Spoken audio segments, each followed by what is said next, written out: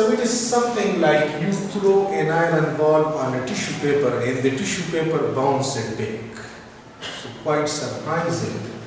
And from here Rutherford concluded that actually the thing that we are calling an atom, its whole mass is concentrated at the center of it. And this center is like that if the whole room is an atom, then this mass is concentrated at the center, and just like a sand in the whole room. So all of the atom is actually empty. The whole mass is concentrated at the center. And he called this thing nucleus, and he said that it is possessing a positive charge.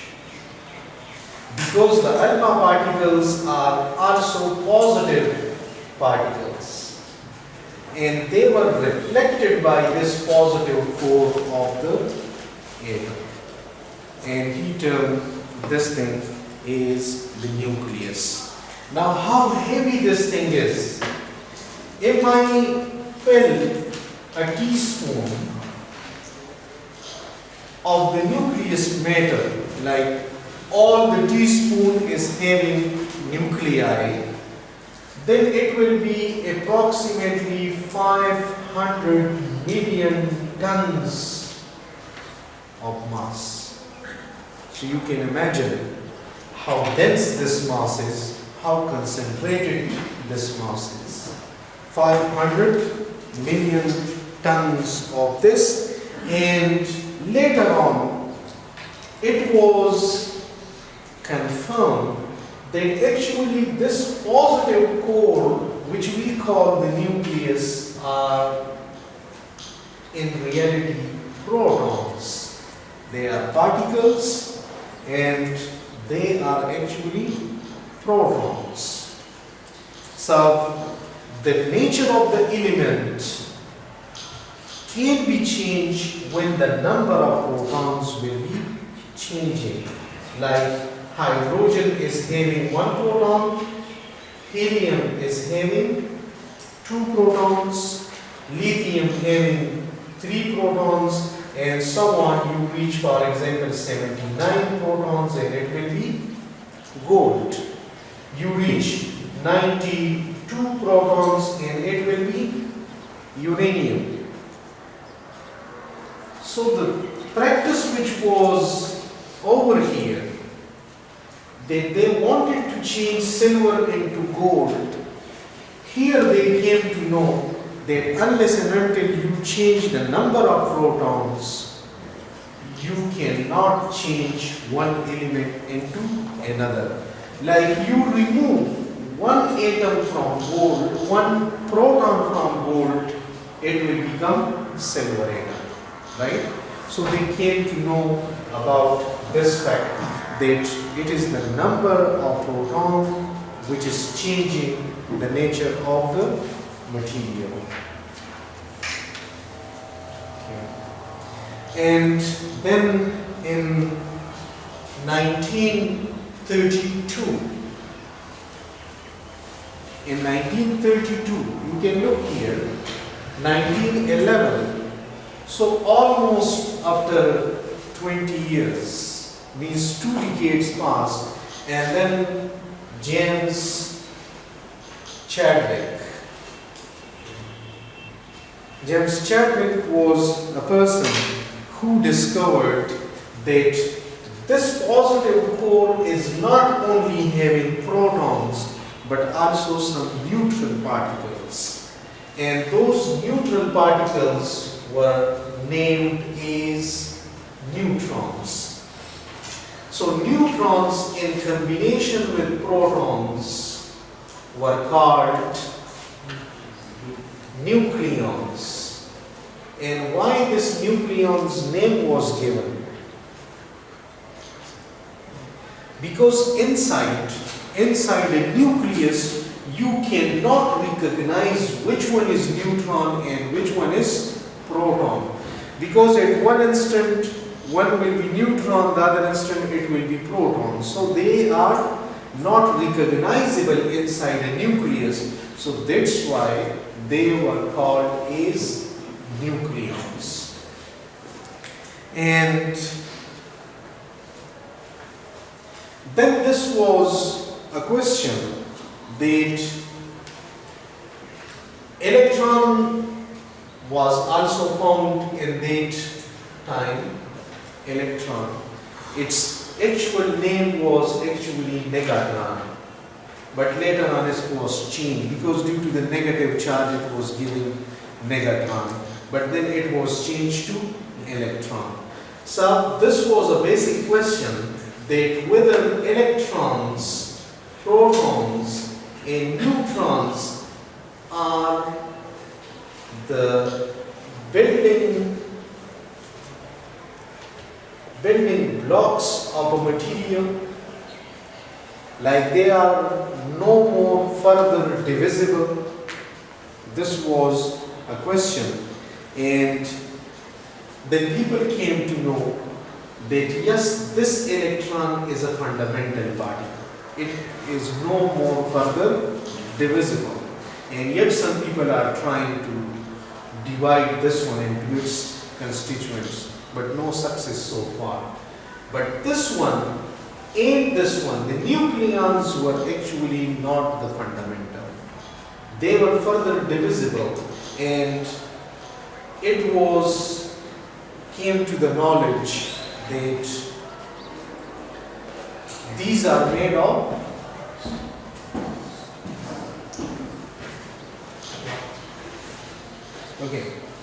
these are made of quarks. And what quarks are made of?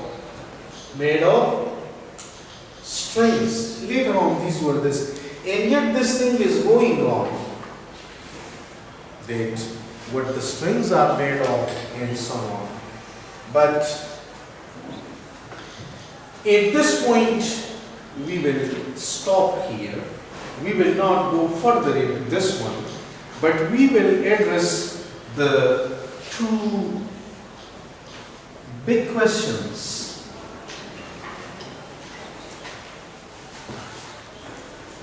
And the two big questions are that when inside the nucleus, this is nucleus, and I say that there are so many protons, like 92 here in uranium, 79 in gold. These protons are actually positive charges, and they are concentrated in a very, very small region, which I call the nucleus. Then why not they are repelling each other? It's a question. Why not they are repelling each other? Why they are concentrated in this very, very small proportion? Like the whole mass of this room, for example, is concentrated in one piece of sand. Then why not they are repelling each other? So the question was, why not protons are repelling each other in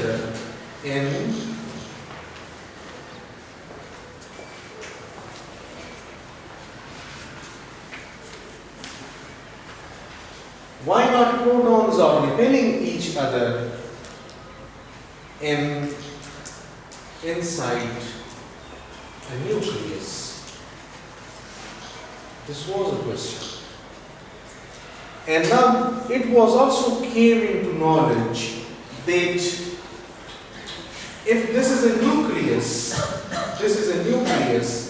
and electrons are revolving around it.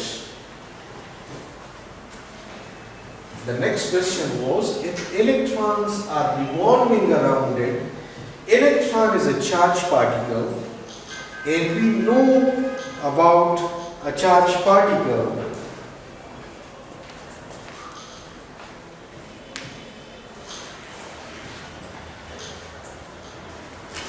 electron is a charged particle, and we know about a charged particle that whenever you accelerate a charged particle, it will emit radiations. It will emit electromagnetic radiations. This electron is a charged particle, and you know circular motion is an accelerated motion, because at each point the acceleration is directed toward the center. Means at each point the electrons feel that someone is dragging it to the center. That is the acceleration direction. So why not this electron is emitting electromagnetic radiations? So this was the next question. Why not a charged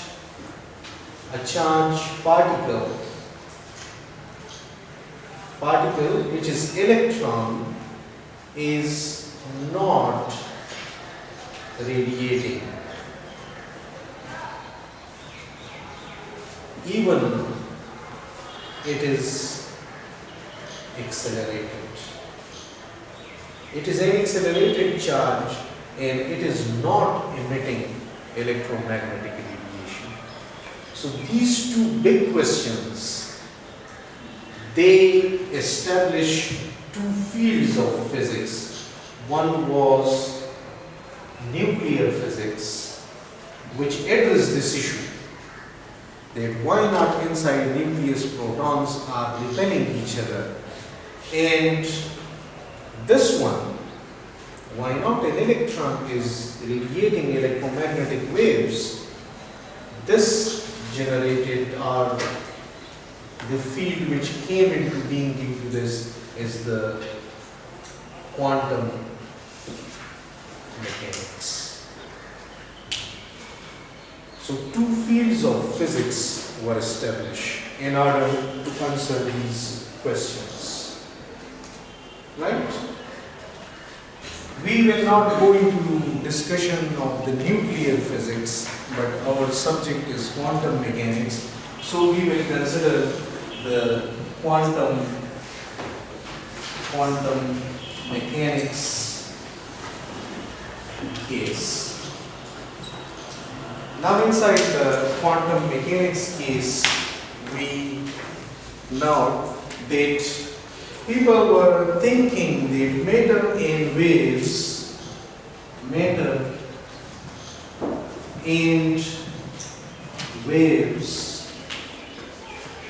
are two different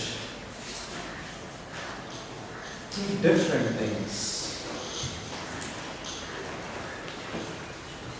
Matter and waves are two different things.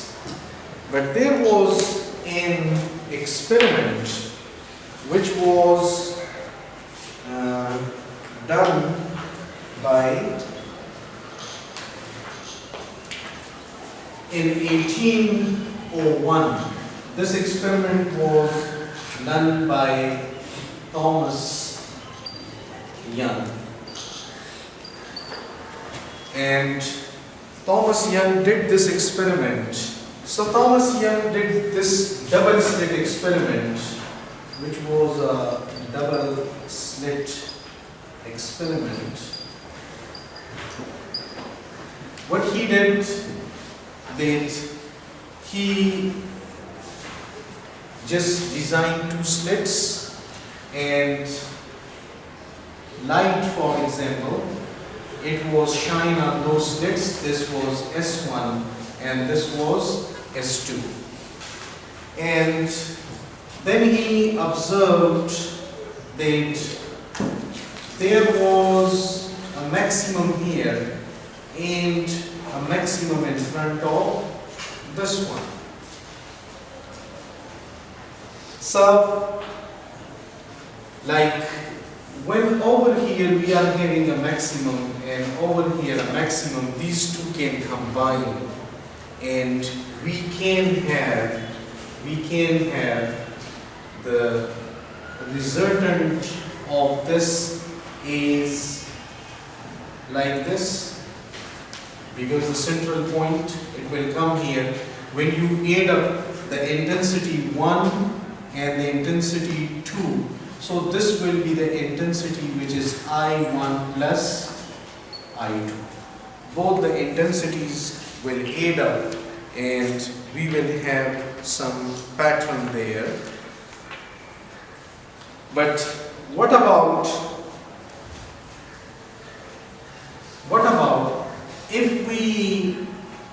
if instead of the light, like it was a wave, okay, it was a wave, if we throw electrons here, what will happen? Whether they will follow the same pattern or it will be different. Because one thing we are addressing is matter, another thing waves. Electron, we say it's a matter and the waves are waves. So two problems actually occurred, and those two problems were means of thinking this and this differently. Thinking of matter and waves, two different things. The one problem was the black body radiation.